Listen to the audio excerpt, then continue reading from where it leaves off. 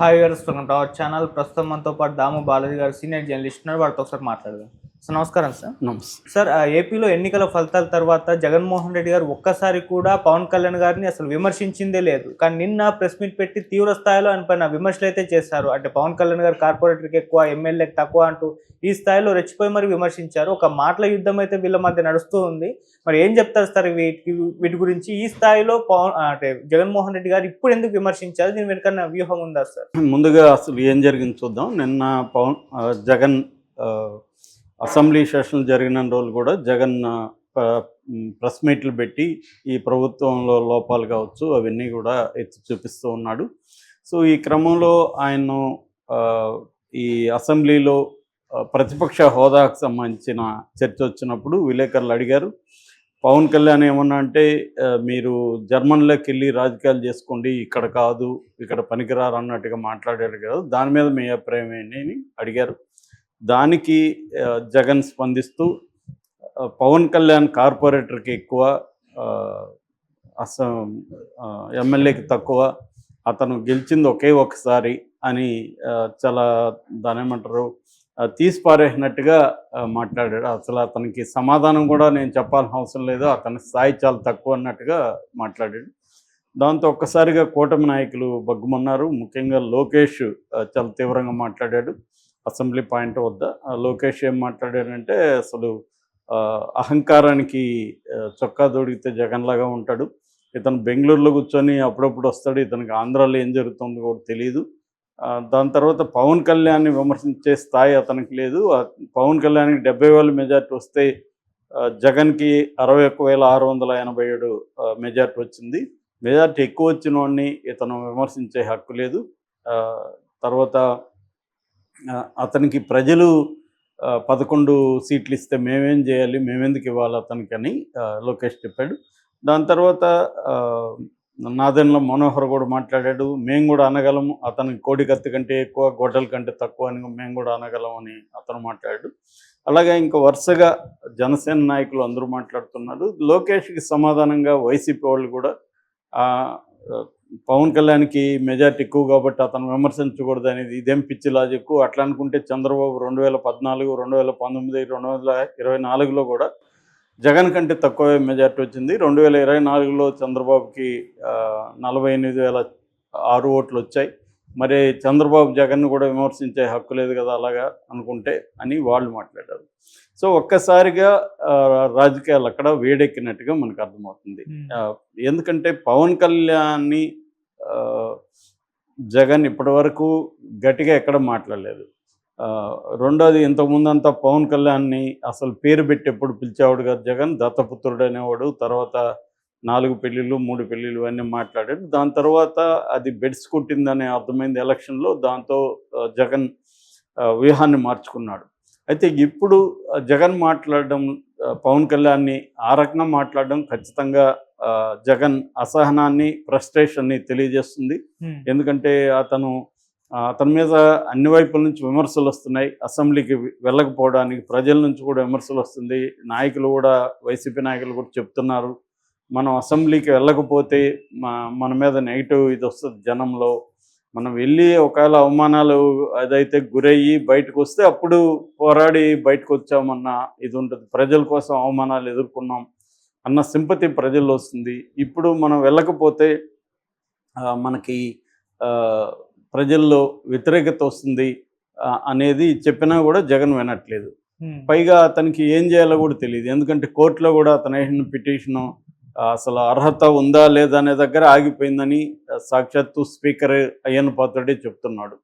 రెండోది, అయ్యన్న పాత్రుడు జగన్కి ఒక రకమైన స్వీట్ వార్నింగ్ కూడా ఇచ్చాడు. అంటే నేను ఇప్పటివరకు నువ్వు చేసిన తప్పులు, ఈ లెటర్లో నువ్వు వాడిన భాష, బయట మీరు చేసే ప్రచారం, దీన్నంతా క్షమిస్తున్నాను, కానీ ఇది మళ్ళీ మళ్ళీ రిపీట్ అవుతా ఉంటే నేను క్షమించనని కూడా ఆయన రూలింగ్ కూడా ఇచ్చాడు. సో ఆ స్థాయిలో అంటే వాళ్ళు లీగల్గా ప్రొసీడ్ అవుతున్నారు. తర్వాత పొలిటికల్గా జగన్ మీద ఈ క్యాంపెయిన్, జగన్ అసెంబ్లీకి రావడానికి భయపడుతున్నాడని క్యాంపెయిన్ స్టార్ట్ చేశారు. సో ఈ కాంటెక్స్లో జగన్ ఏంటంటే ముందు నువ్వు వెనక్కి పోయేలాగా జగన్ పరిస్థితి. అసెంబ్లీకి వెళ్ళి తనకి రోజు తనని 5 ఏళ్ల పాటు తిట్టిన ఇద్దరు వ్యక్తులు, speaker and deputy speaker. Chandrababu అది కూడా ప్లాన్డ్గా చేసినట్టే అనిపిస్తుంది. అలాంటి వాళ్ళు ముందు ఇతను కూర్చొని మాట్లాడలేడు. ఎందుకంటే ఖచ్చితంగా ఇతన్ని మాట్లాడినెవరు చాలా నీచంగా అటాక్ చేస్తారు. సో దానికి జగన్ రెడీగా లేడు. అట్లని వెళ్ళకపోతే జగన్కి విమర్శలు ఉన్నాయి. టెక్నికల్ కంటే ఒకరోజు వెళ్ళొచ్చాడు, అది తేలాల్సి ఉంది. అది చల్లదని వీళ్ళంటారు కూటమి నాయకులు. అంటే గవర్నర్ సమావేశానికి హాజరైతే అది అయినట్టు కాదు అని వీళ్ళంటారు. హాజరు అయినట్టు కాకపోతే హాజరు రిజిస్టర్ ఎందుకు పెట్టారు మీరని వీళ్ళంటారు. అది తేలాల్సి ఉంది. సో జగన్కి ఇట్లా కోర్టులో ఆ పిటిషన్ ఇది కాలేదు. ఇటు ప్రజల్లో వ్యతిరేకత వస్తుంది. మూడవది ఏంటంటే అందరూ కూడా ఈ ఇష్యూనే హైలైట్ చేస్తున్నారు పొలిటికల్గా కూడా. వీటిని ఎదుర్కోవడం జగన్కి కష్టంగా ఉంది. మరోవైపు కేసులు పెట్టి తిప్పి పోలీస్ స్టేషన్లు తిప్పి అక్రమంగా కేసులు పెడుతున్నా కూడా జగన్ దాన్ని లీగల్గా ఎదుర్కొనే నెట్వర్క్ జగన్ దగ్గర లేదు. మళ్ళీ ఆ పొన్నవాళ్ళు సుధాకర్ రెడ్డి గతి తప్ప ఒక స్ట్రాంగ్ లీగల్ టీం కూడా జగన్ దగ్గర ఉన్నట్టుగా మనకు కనబడలేదు. సో మరి డబ్బులు ఖర్చు పెట్టట్లేదా? ఎందుకంటే డబ్బులు ఖర్చు పెడితే లాయర్లు వస్తారు. ఏముంది, సుప్రీంకోర్టు లాయర్లు చంద్రబాబు దింపేవాడు కదా సుప్రీంకోర్టు లాయర్ని గతంలో. ఇప్పుడు కూడా చిన్న బెయిల్ పిటిషన్కి కూడా చంద్రబాబు ప్రభుత్వం తరఫున సిద్ధార్థ లోతర లాంటి వాళ్ళని దింపుతున్నారు. కానీ జగన్ చూస్తే అక్కడ అటర్ ఫ్లాప్ అయినట్టు కనబడుతుంది. అంటే ఇవన్నీ అంటే నిజానికి ఈ 9 నెలల్లో ప్రభుత్వ వ్యతిరేకత బలంగానే వచ్చింది. కానీ దాన్ని క్యాష్ చేసుకొని జగన్ గట్టిగా ఇక్కడే ఉండి నిరంతరం ప్రజల మధ్యలో ఉండి చేయడంలో ఫెయిల్ అవుతుంది. సో దాన్ని వీళ్ళు విమర్శిస్తున్నారు. ఎందుకంటే తను బెంగళూరులో కూర్చొని నాదేంలదే అన్నాడు. వర్క్ ఫ్రమ్ హోమ్ లాగా వర్క్ ఫ్రమ్ బెంగళూరు చేస్తున్నాడు ఇతను వచ్చి మాట్లాడడం ఏంటని. సో అది మరి బెంగళూరులో ఏం చేస్తున్నాడు అనేది విచిత్రమైన విషయం. ఆయన రాజకీయ గతంలో కూడా ఇదే జగన్ హైదరాబాద్లో చంద్రబాబు తర్వాత లోకేష్ వీళ్ళంతా హైదరాబాద్లో అప్పుడు కూడా అంతే. అప్పుడు కూడా వీళ్ళు హైదరాబాద్లో కూర్చొని రాజకీయాలు చేస్తాడు. ఇప్పుడు జగన్ బెంగళూరులో కూర్చొని రాజకీయాలు చేస్తున్నాడు. ఇంకా కరోనా టైంలో అయితే అసలు వీళ్ళు ముగ్గురు కూడా పవన్ కళ్యాణ్ కానీ చంద్రబాబు కానీ లోకేష్ కానీ ఇక్కడే ఉన్నారు. పవన్ కళ్యాణ్ అయితే ఇంకా వీకెండ్ పొలిటీషియన్ అనే పేరు కూడా ఇచ్చారు ఆయనకి. సో అంటే నిజానికి ప్రతిపక్ష నాయకులు ప్రజల తరఫున గట్టిగా ఉండి ఫైట్ చేయాల్సిన అవసరం ఉంది. కానీ ఇప్పుడు ఏమైపోయిందంటే ముందు 2-3 ఏళ్ళు సైలెంట్గా ఉండి లాస్ట్ 2 ఏళ్ళు గట్టిగా 2 ఏళ్ళు లేదా లాస్ట్ 1 ఇయర్ గట్టిగా ఫైట్ చేసి చాలు అన్న ఇదైపోయింది. అంటే రాజకీయాలు ఎట్లా మారిపోయాయంటే పీపుల్ సెంట్రిక్ పాలిటిక్స్ అనేది పక్కకి వెళ్ళి వీళ్ళ వ్యూహాలు తాము గెలవాలంటే ఏం చేయాలి అన్న ఆ వ్యూహం ప్రకారమే అందరూ కూడా అన్ని పొలిటికల్ పార్టీలు కూడా పనిచేస్తున్నాయి. సో అందువల్ల వాళ్ళకి ఇప్పుడు జగన్ని చంద్రబాబుకి ఏముంటుంది, ఫస్ట్ ఈ పథకాలు ఈగిపోయినా ఇప్పుడు 1 ఇయర్ నెట్టేశారు. దాంతో చాలా డబ్బులు మిగిలిపోయింది. నెక్స్ట్ ఇయర్ నుంచి అప్పుడప్పుడు కొన్ని ఇవ్వడం, అప్పుడప్పుడు కొన్ని ఎగ్గొట్టడం, ఇలా చేసుకుని లాస్ట్ 1 ఇయర్ జనాలకు వరాలు ఇచ్చి ఇంకా నేను ఎక్కువ వరాలు ఇస్తానని చెప్తే నమ్ముతారనేది చంద్రబాబుకున్న ప్లాను. జగన్ కింద ఇప్పుడు ఏదో అలా సర్వైవల్ గేమ్లో ఉన్నాడు జగన్. అంటే ముందు అసలు పార్టీ బతుకుండాలి, తను జైలుకి వెళ్లకుండా ఉండాలి. ఈ సర్వైవల్ గేమ్ ఆడుతూ మనం ఇంకా చివరి 1 ఇయర్ వరకు కానీ పార్టీ అండ్ తాను జైలుకి వెళ్లకుండా ఉంటే అప్పుడు చూసుకుందాంలే, అప్పటి వరకు సర్వైవల్ గేమ్ ఆడదాం అన్నట్టుగా జగన్ ఉన్నాడు.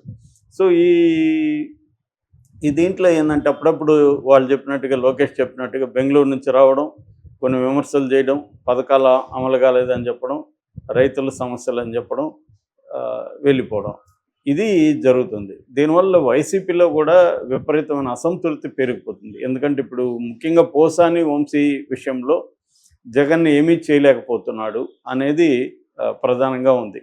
అంటే లీగల్ బ్యాటిల్ చేయాలి, పొలిటికల్ బ్యాటిల్ చేయాలి. ఈ 2 ఫ్రంట్లో కూడా జగన్ ఫెయిల్యూర్ క్లియర్గా కనిపిస్తుంది. రెండోది పవన్ కళ్యాణ్ అన్న ఉద్దేశం ఏంటంటే పవన్ కళ్యాణ్ కావాలని జర్మనీకి వెళ్ళిపోమని లేదు.